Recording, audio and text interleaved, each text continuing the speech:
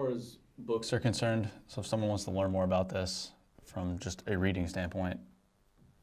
Yeah, I was going to ask that too. Yeah. Explain the books. I know them. Yeah. Explain the books and why you did them and what's different about them, and do they? Cause this one I ignored, and then I didn't realize how important it is. Can you kind of explain the? Yeah. So extreme ownership obviously laid out the initial principles of combat leadership. The dichotomy of leadership is about the balance of that a leader has to maintain, even with those laws of combat. There has to be balance, and so that's really about the principles, and it's the principles of combat leadership, and then it's balancing the dichotomy of leadership. Those are the first two books about leadership, and then the book Leadership Strategy and Tactics is kind of what we were just talking about. Like, it's the actual skills to put these things to work. How do you actually do this? I mean, I have like quotes in there. Don't say this, say this. So it gives people the ability to actually take these principles and apply them. And the reason I wrote it is because I get asked the same questions over and over and over and over and over and over and over again from construction company, from finance company, from energy company, from insurance company, from manufacturing company. They ask me the same questions over and over and over again. Do you guys today, like, how many questions did it sound like? Well, it doesn't sound like he's heard that one before. I don't think we surprised you. Yeah, zero. Like, think about it, zero.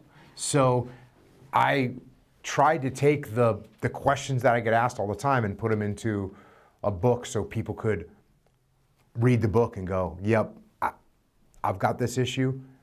Here's how I'm supposed to handle it. So that's Leadership Strategy and Tactics. And then children's books. Yep, got 4 kids and raised 4 kids. And when I was raising my kids, I wanted them to have books to read.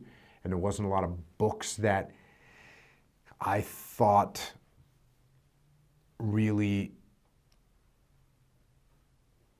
had the values that I wanted my kids to have embedded in the books. So I wrote some books that have those values embedded in them, so kids can learn at a young age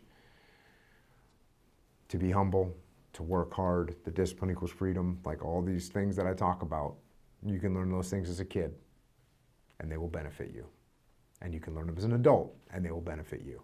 But I figured, why not start early?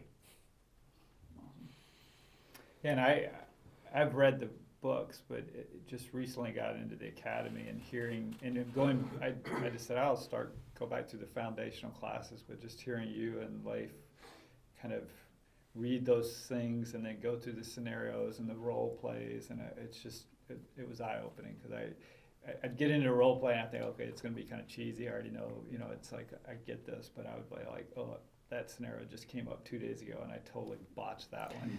Because Yep. It's all simple, not easy. And we wrote that in Extreme Ownership, simple, not easy. All this stuff is simple, not easy. And if you think you're going to read the book one time and be like, cool, I've got it. I work with companies, I work with individuals. I work with people that are completely and utterly dedicated to leadership in their organization.